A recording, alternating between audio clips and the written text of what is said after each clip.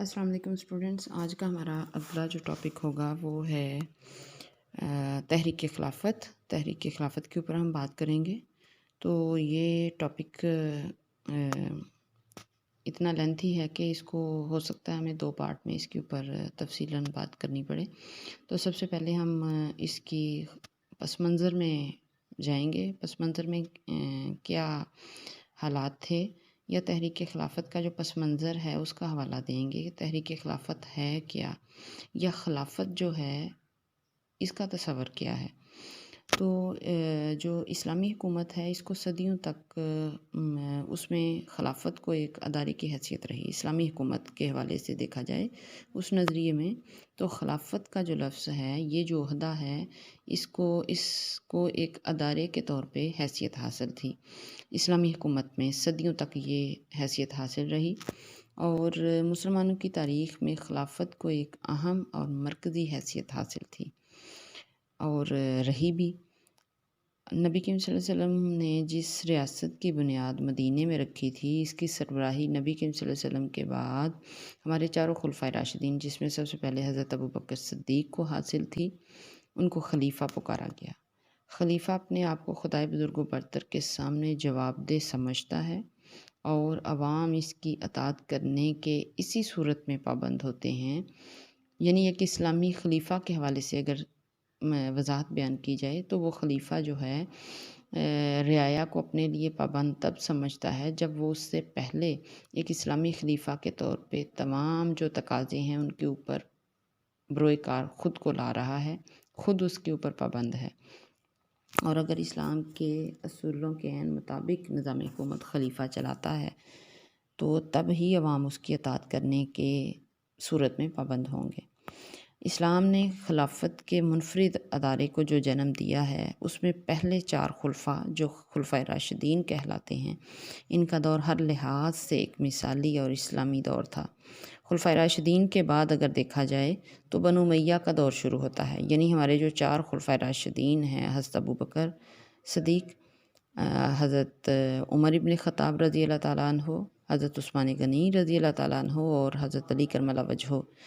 یہ جو ہمارے چاروں خلفائے راشدین ہیں، ان کے اس دنیا سے پردہ فرما جانے کے بعد خلافت کے اوپر جو جھگڑا شروع ہوا، جو مسئلہ پیدا ہوا، تو خلفائے راشدین کے بعد بنو امیہ کا دور اس میں شروع ہوا۔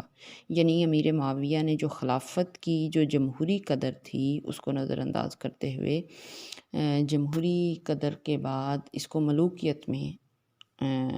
بدل دیا۔ ملوکیت کا یہاں سے آغاز ہوا۔ چاروں خلفائے راشدین کے بعد اس اسلامی خلافت کا ملوکیت سسٹم میں اس کا آغاز کر دیا گیا۔ ان کے بعد جتنے بھی خلفائے بنو امیہ آئے، یعنی یوں ہم کہہ سکتے ہیں کہ اسلامی خلافت، حقیقت میں جو اسلامی خلافت تھی، جو کہ ہمارے چاروں خلفائے راشدین کے اس دنیا سے پردہ فرما جانے کے بعد حضرت امیر معاویہ نے اس کو جمہوری نظام کی جو اس کی شکل تھی، جمہوری قدر تھی، اس کو نظر انداز کرتے ہوئے ملوکیت میں اس کا آغاز کیا۔ تو یوں حضرت امیر معاویہ جو ہیں وہ چونکہ بنو امیہ سے تھے، یوں خلافت کا آغاز جو ہے وہ ملوکیت کے ذریعے بنو امیہ میں چلا گیا، اور خلفائے بنو امیہ پھر آگے جتنے آئے وہ موروثی بنیاد پر خلیفہ بنے۔ ٹھیک ہے، یعنی خلافت کا جو نظام ہے اس میں ایک خلیفہ کے اندر کیا خوبیاں ہیں، کس طرح سے اس کا انتخاب یا چناؤ ہوتا ہے۔ اب یہاں پہ یہ ملوکیت میں چلی گئی یہ خلافت، تو اس میں پھر موروثی بنیاد پر خلیفہ بنیں گے، یعنی اسی بنو امیہ سے ہی آگے خلیفہ جو ہیں وہ اس خلافت کو سنبھالتے جائیں گے۔ تو یوں بنو امیہ میں یہ خلافت چلی گئی، اور آگے جتنے خلیفہ بنے وہ موروثی بنیاد پہ بنو امیہ سے ہی آتے چلے گئے۔ یوں بنو امیہ کا جب دور تھا تو خلافت کا جو مرکز تھا، اسلامی خلافت کا مرکز، تو وہ دمشق تھا۔ بنو امیہ کی حکومت کا خاتمہ بنو باز کے ہاتھوں ہوا، اور اس طرح ایک نئے خاندان کی حکومت قائم ہوئی۔ یعنی یوں ہم کہہ سکتے ہیں کہ یہاں پہ بنو امیہ سے اسلامی خلافت جو ہے وہ بنو باز میں چلی گئی۔ ان کا دارالخلافہ بغداد میں تھا۔ بنو امیہ کا دارالخلافہ دمشق تھا، اور بنو باز کا دارالخلافہ بغداد تھا۔ لیکن جب تاتاریوں نے بغداد پر قبضہ کیا تو عباسی خلیفہ نے مصر میں اپنی حکومت قائم کر لی، یعنی بغداد کی بجائے مصر میں اپنی حکومت قائم کی۔ 1258 میں آ کے 1258 میں آ کے مصر میں فاطمی خاندان جو ہے وہ برسر اقتدار آیا، یعنی خلافت ان کے ہاتھ چلی گئی، اور اس طرح اس خاندان کے سربراہ کو ساری دنیا میں مسلمانوں کا خلیفہ تصور کیا جاتا۔ اب ہم دیکھتے ہیں کہ تحریک خلافت کا تعلق مسلمان برصغیر سے کیا ہے، یا خلیفہ ترکی جو ہے اس کا اور مسلمانوں کا، برصغیر کے مسلمانوں کا کیا تعلق ہے۔ اب اس پس منظر کی وضاحت ہم کرتے ہیں۔ 1517 میں آ کے 1258 میں جب مصر میں فاطمی خاندان میں یہ خلافت جب چلی گئی اور اس خاندان کو پوری دنیا کے مسلمانوں کے لیے ایک سربراہ کے طور پہ، ایک بڑے خلیفہ کے طور پہ تسلیم کیا جاتا تھا، تو 1517 میں آ کے ترکی کے سلطان نے مصر پر قبضہ کر لیا، تو عباسی خلافت یہاں پہ آ کے ختم ہو گئی۔ جیسے بنو عباس برسر اقتدار آئے بنو امیہ پہ، اور بنو امیہ کا خاتمہ ہوا، اسی طرح بنو ماس جو تھے وہ 1517 میں ترکی کے سلطان نے مصر پر قبضہ کیا تو عباسی خلافت ختم ہو گئی۔ آخری عباسی خلیفہ نے سلطان کی برتری کو تسلیم کیا، یعنی ترکی کی جو حکومت تھی وہ جب وہ برسر اقتدار آئی، ان کا قبضہ ہو گیا، تو یوں عباسی خلیفہ نے خود ہی اس بات کو تسلیم کر لیا کہ ترکی جو ہے وہ برتری رکھتا ہے۔ یوں ہم کہہ سکتے ہیں کہ اسلامی خلافت بنو امیہ سے بنو عباس اور بنو عباس سے ہوتی ہوئی ترکی کے پاس کس طرح چلی گئی، اس کی وضاحت کی گئی، اور اس طرح خلافت کا مرکز مصر سے ترکی منتقل ہو گیا، یعنی بنو امیہ کے دور میں تھا دمشق میں، اور بنو عباس کے دور میں تھا بغداد میں، پھر یہ مصر میں گیا، اور مصر کے بعد اب یہ ترکی کے حوالے سے اگر بات کی جائے تو یہ منتقل ہو گیا، مصر سے ترکی کی طرف منتقل ہوا۔ ترکی میں عثمانی خلافت 20ویں صدی کے پہلے 2 عشروں تک قائم رہی۔ اب ہم آ جاتے ہیں ترکی اور ترکی کے خلیفہ اور مسلمان برصغیر کا تعلق۔ ترکی میں جب خلافت جو ہے اس کا آغاز ہوا تو عثمانی خلافت 20ویں صدی کے پہلے 2 عشروں تک قائم رہی، اور دنیا میں بسنے والے مسلمان جن میں برصغیر کے مسلمان بھی شامل تھے، انہوں نے ہمیشہ ترکی کی خلافت کو اسلام کا مرکز سمجھا اور اسی سے ایک مذہبی اور روحانی تعلق قائم رکھا۔ پہلی جنگ عظیم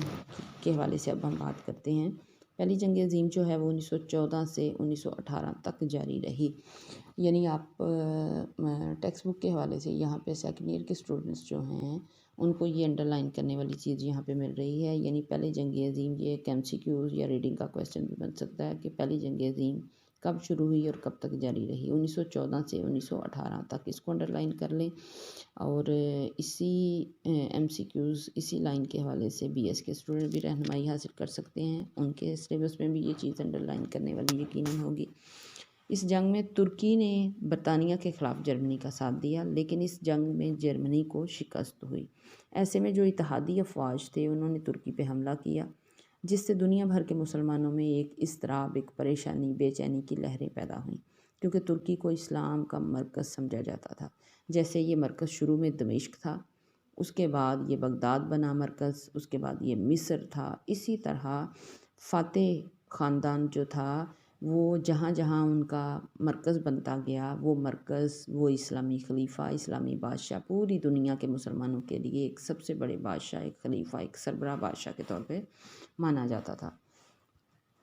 کیونکہ ترکی کو اسلام کا تب مرکز سمجھا جاتا تھا۔ برصغیر کے مسلمانوں کی ہمیشہ عقیدت خلافت کے ساتھ قائم رہی، یعنی ان کی عقیدت یہ اس حوالے سے تھی، بے شک اس کی آگے وہ خلافت کی صحیح شکل نہ رہی، اس کو موروثی صورت دے دی گئی بنو امیہ سے جب اس کا آغاز ہوا، چاروں خلفائے راشدین کے اس دنیا سے چلے جانے کے بعد، لیکن مسلمانوں کے لیے یہ خلافت جو تھی پھر بھی ہر لحاظ سے والہانہ عقیدت کی حامل رہی، کیونکہ یہ وہی خلافت جو ہمارے چاروں خلفائے راشدین سے اسلامی خلافت کے صورت میں آگے چل رہی تھی، اسی کو سامنے رکھتے ہوئے مسلمان جس اسلامی سربراہ کے طور پہ اس کے حوالے سے یہ خلافت جس کے پاس ہوتی تھی، جس فاتح خاندان کے پاس، مسلمانوں کے لیے وہ خاندان، وہ اسلامی خلیفہ پوری دنیا کے مسلمانوں کے سربراہ خلیفہ کے طور پہ تصور کیا جاتا تھا، اور یہی مسلمانوں کی اس خلیفہ کے ساتھ والہانہ عقیدت ہوتی تھی۔ تو مسلمانوں کی ہمیشہ عقیدت خلافت کے ساتھ قائم رہی۔ اکثر جو دانشمند ترکی پر امیدیں لگائے بیٹھے تھے کہ وہ کسی بھی وقت برصغیر کے مسلمانوں کو انگریزوں کی غلامی سے نجات دلا سکتا ہے، یعنی مسلمانوں کی اتنی عقیدت تھی اپنے اس خلیفہ کے ساتھ کہ ان کی یہ امیدیں تھیں کہ برصغیر کو انگریزوں کی غلامی سے وہ نجات دلائیں گے۔ اسلامی حکومت کے آغاز میں سارے علاقے جو تھے وہ مسلمانوں کے مرکز کے تابع تھے، لیکن بنو امیہ کے دور میں دور دراز کے علاقوں میں خود مختار مسلم ریاستیں قائم ہونا شروع ہو گئیں، اور یہ ریاستیں جو تھیں وہ اگرچہ مکمل اختیارات کی مالک تو نہیں تھیں، لیکن اس کے باوجود ترکی خلافت جو تھی وہ اپنی خلافت سے اپنی وفاداری کا اظہار کرتی تھی۔ برصغیر کے مسلمان جو تھے وہ بھی ترکی کی جو خلافت تھی اس سے وفاداری کا اظہار کرتے تھے، اور جب 712 میں سندھ پر حکومت قائم ہوئی تو دمشق میں خلیفہ ولید بن عبد الملک کو سندھ کا خلیفہ بنایا گیا۔ 712 میں جب مسلمانوں کی حکومت یہاں پہ سندھ پہ قائم ہوئی تو اس وقت دمشق میں خلیفہ ولید بن عبد الملک کو سندھ کا خلیفہ تسلیم کیا گیا، اور برصغیر میں ہر بادشاہ نے اپنے آپ کو خلیفہ کا نائب سمجھا۔ یعنی برصغیر کے اندر یہاں جتنے مسلمان بادشاہ گزرے انہوں نے اس وقت اپنے آپ کو یہاں کے رعایا کے تو وہ بادشاہ تھے، لیکن اپنے اوپر بھی ایک سربراہ بادشاہ کے طور پہ جو ان کا اسلامی خلافت کا جو سربراہ جہاں جہاں ہوتے تھے، جہاں ان کا دارالخلافہ ہوتا تھا، جون سا وہ اسلامی خلافت کا سربراہ بادشاہ ہوتا تھا، یہاں کے برصغیر کے مسلمان جو بادشاہ تھے وہ اس سربراہ بادشاہ کو اپنے آپ کو سربراہ بادشاہ کے لیے اپنے آپ کو ایک نائب بادشاہ کے طور پہ مانتے تھے۔ یعنی یہاں سے مسلمانوں کی برصغیر کے مسلمانوں کی اپنے خلافت کے بادشاہ کے ساتھ والہانہ عقیدت کا پتہ چلتا ہے۔ تو برصغیر میں جب بھی کوئی نیا بادشاہ تخت پر بیٹھتا تھا تو وہ خلیفہ وقت سے اجازت طلب کرتا تھا، یعنی خلیفہ وقت جیسے اب ہم کہتے ہیں کہ آخر میں آ کے ترکی کے پاس یہ خلافت گئی، تو اس سے پہلے بھی یہ بنو عباس کے پاس یا اس سے پہلے بنو امیہ کے پاس تھی۔ تو جب جس دارالخلافہ میں اسلامی سربراہ ہوتا تھا خلافت کے حوالے سے، تو برصغیر کے اندر جو مسلمان تھے یہاں جو حکومت کر رہے تھے ان کے لیے وہ بادشاہ جو تھا وہ ایک اہم حیثیت رکھتا تھا۔ یعنی یہاں پہ کسی بھی نئے بادشاہ نے جب تخت پہ بیٹھنا تھا تو وہ خلیفہ وقت سے اجازت لیتا تھا، اسلامی بادشاہت کے سربراہ سے اجازت لیتا تھا۔ برصغیر کے سلاطین جتنے بھی گزرے ہیں جب بھی فتوحات حاصل کرتے خلیفہ کو اپنی کارکردگی اپنے کارناموں سے آگاہ کرتے۔ یعنی یہ جو باتیں بتائی جا رہی ہیں اس کا مقصد یہ ہے کہ برصغیر کے مسلمانوں کی خلافت سے والہانہ عقیدت کتنی تھی، خلیفہ کو اپنی کارکردگی اور کارناموں کے بارے میں آگاہ کیا جاتا تھا۔ تو اکثر سلاطین کے زبانوں میں خلیفہ کا نام یہاں تک کہا جاتا ہے کہ اکثر جو برصغیر کے اندر مسلمان بادشاہ تھے ان کے دور میں جب جمعے کا خطبہ ہوتا تھا تو جمعہ کے خطبہ میں اس بادشاہ کا نام جو ہے وہ بھی باقاعدہ طور پہ شامل کیا جاتا تھا، کسی بھی حوالے سے بادشاہ کا ذکر کیا جاتا ہے تو اسلامی خلافت کے حوالے سے ذکر کیا جاتا ہوگا۔ البتہ مغلوں کے دور میں آ کے یہ جو جمعہ کے خطبے میں اسلامی خلافت کے بادشاہ کا نام جو ہے ان کا ذکر کرنا، یہ روایات جو ہیں اس میں کمی آنا شروع ہوئی، اس میں تبدیلی آنا شروع ہوئی اور خلافت کی اہمیت کم ہو گئی۔ خلیفہ کی بجائے مغل بادشاہوں کا نام جو ہے وہ خطبے میں لیا جانے لگا، یعنی مغلوں نے اسلامی خلافت کے بادشاہ جو کہ تمام دنیا کے مسلمانوں کے لیے ایک سربراہ بادشاہ کی حیثیت رکھتے تھے ان کے ساتھ عقیدت میں تھوڑی کمی آنا شروع ہو گئی۔ تو یہ تھی اسلامی خلافت کے حوالے سے تحریک خلافت کا پس منظر کہ تحریک خلافت ہے کیا برصغیر کے مسلمانوں کا اس کے ساتھ رشتہ تھا، کیوں اتنی والہانہ عقیدت تھی کہ جب برصغیر پاک و ہند میں مسلمانوں نے برصغیر تحریک خلافت کے لیے کوشاں تھے تو اسی دوران یہ تحریک خلافت کیوں شروع کی گئی۔ تو یہ اسلامی خلافت کے تحفظ کے لیے جو کہ بنو امیہ سے بنو عباس سے ترکی میں چلی گئی، تو اس کے ساتھ جو عقیدت تھی، پہلی جنگ عظیم میں جو حالات پیدا ہوئے تو اس میں اس خلافت کو تحفظ دینے کے لیے، اس کے بچاؤ کے لیے برصغیر کے مسلمانوں نے نمایاں خدمات سر انجام دیں جو ایک تاریخ ساز حیثیت رکھتی ہیں۔ برصغیر کی عوام نے ہمیشہ یہی چاہا کہ اسلامی بنیادوں پر اتحاد کو قائم کیا جائے۔ مسلمان ترکی کو اپنا مرکز اور نجات دہندہ سمجھتے تھے، لیکن ترکی کی جو اپنی فوجی اور سیاسی حیثیت تھی وہ 19ویں صدی کے دوسرے نصف میں آہستہ آہستہ کم ہوتی چلی گئی۔ یوں 20ویں صدی کا جو آغاز ہوا تو ترکی کو یورپ کا بھی مرد بیمار کہا جانے لگا۔ ترکوں کا مسئلہ یورپ ہی نہیں تھا بلکہ عالمی دنیا کا مسئلہ بن گیا۔ یورپ ہی نہیں بلکہ عالمی دنیا کا مسئلہ بن گیا۔ تو یہ ہمارا تحریک خلافت کے حوالے سے پہلا پارٹ ہے، جس میں ہم نے تحریک خلافت کا پس منظر بیان کیا کہ تحریک خلافت کیا ہے، کیونکہ اکثر اسٹوڈنٹ پوچھتے ہیں تحریک خلافت ہے کیا؟ خلافت یہ ایک ادارہ ہے، اسلامی ادارہ، تو یہ برصغیر کے مسلمانوں کے لیے ایک والہانہ عقیدت کا مقام رکھتا تھا۔ مسلمانان برصغیر کی ان کے ساتھ ایک والہانہ عقیدت تھی، جس کی نسبت نبی کریم صلی اللہ علیہ وسلم نے جو اسلامی حکومت کی بنیاد رکھی، اس کا آگے آغاز اس کو جاری رکھا چاروں خلفائے راشدین، لیکن ان کے جانے کے بعد اس خلافت کو اس کی صحیح شکل جو ہے وہ قائم نہ رہ سکی، اس کو ملوکیت میں تبدیل کر دیا گیا، بادشاہ سسٹم میں تبدیل کر دیا گیا۔ تو یہ تھی ہماری تحریک خلافت، جس کا پس منظر بڑی وضاحت سے میں نے بیان کیا ہے۔ آگے تحریک خلافت کے مقاصد کیا تھے، اس دوران برصغیر کے اندر کچھ تحریکیں جو ہیں وہ وجود میں آئیں، وہ کون سی ہیں، ان کے اوپر اگلے سبق پر ہم بات کریں گے۔ اللہ حافظ۔